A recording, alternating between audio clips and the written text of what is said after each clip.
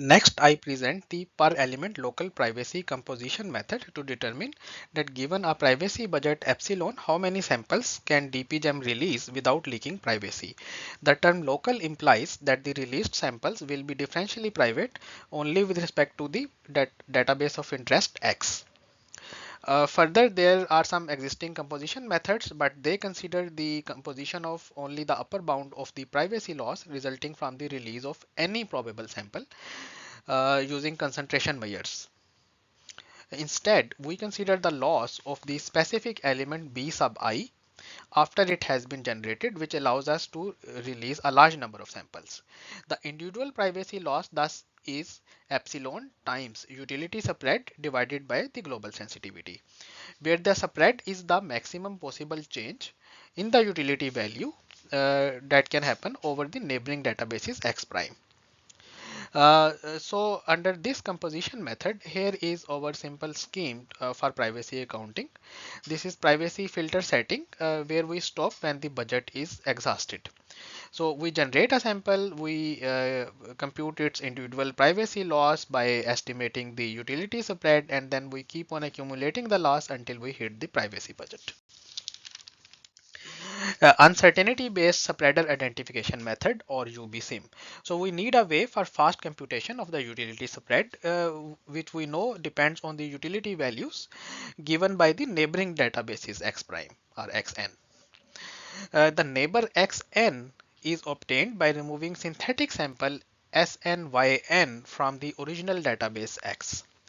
We need to train classifiers on these neighbors. Now, the most impactful neighbors are those on which the trained classifiers produce utility values that differ the most from the original utility value. The neighbor that yields the maximum difference is called the spreader neighbor, or XN star. Our UBSIM method uses an uncertainty measure typically used in active learning called Bayesian active learning by disagreement, or BOLD, to estimate the utility spread quickly. The BOLD value U of a synthetic sample Sn quantifies the information between the models of parameter d sub x and the point. High BOLD value suggests that if the classifier dx is trained on the corresponding neighbor, the utility value will be far away from the original utility value. Here is the procedure for UBSIM. We use the BOLD formula to obtain BOLD scores of all the elements in our private database. We sort the elements of X in the descending order of their BOLD values, and we obtain X super R, and then we keep only the first K values and drop all the remaining elements to obtain a smaller database called X sub R, X super R. Next, we use these to obtain utility spread. First, we create K neighbors by removing the individual data points from X super R. Using these neighboring databases, we train K classifiers, which are then used to evaluate on the synthetic sample B sub I to get the neighboring utility values Ux sub n. One of these neighboring utility values differs the most from the original utility value U sub x, and this difference is called the utility spread. Image quality experiments. We use two datasets, MNIST and Fashion MNISTs. Each dataset is partitioned by labels into public and private datasets which are equal in size. As the public generator, we use a Wasserstein GAN trained with gradient penalty loss, and a CNN classifier serves as the scorer. So this figure on the right compares the visuals of 5 classes each of MNIST and Fashion MNIST generated by DPGEM with the previous method HeGAN. So at each epsilon value, the first two columns uh, are images generated by the previous method, and the last two columns show the images generated by our DPGEM method. So we can see that our method generates clear figures compared to the previous method. This is evident from looking at the fourth law fourth row for fashion amnist, where the previous method is unable to generate any sneakers. Uh, we used to uh, this figure compares two metrics FID and KID for 5,000 private images generated by DPGEM and two previous methods. Lower score indicates better image quality. On MNIST, DPGEM gives the lowest FID and KID scores at all values of privacy budget except epsilon equal to 1.